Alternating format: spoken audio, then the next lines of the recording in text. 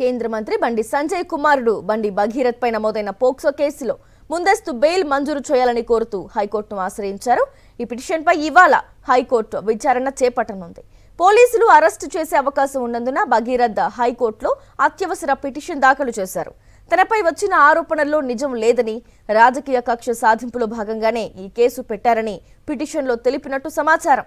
పోలీసుల తరపున వాదనలు విన్న తరువాత కోర్టు తుది నిర్ణయం తీసుకునే అవకాశం ఉంది. ఈ కేసులో హైకోర్టు తీర్పు ఎలా ఉండబోతుంది అనేది ఇప్పుడు సర్వత్రా ఉత్కంఠ రేపుతోంది. కేంద్ర మంత్రి బండి సంజయ్ కుమారుడు బండి భగీరథ్ పై నమోదైన పోక్సో కేసులో ముందస్తు బెయిల్ మంజూరు చేయాలని కోరుతూ హైకోర్టును ఆశ్రయించారు. ఈ పిటిషన్పై ఇవాళ హైకోర్టు విచారణ చేపట్టనుంది.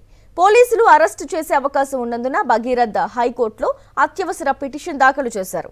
తనపై వచ్చిన ఆరోపణల్లో నిజం లేదని, రాజకీయ కక్ష సాధింపులో భాగంగానే ఈ కేసు పెట్టారని పిటిషన్లో తెలిపినట్టు సమాచారం. పోలీసుల తరపున వాదనలు విన్న తరువాత కోర్టు తుది నిర్ణయం తీసుకునే అవకాశం ఉంది.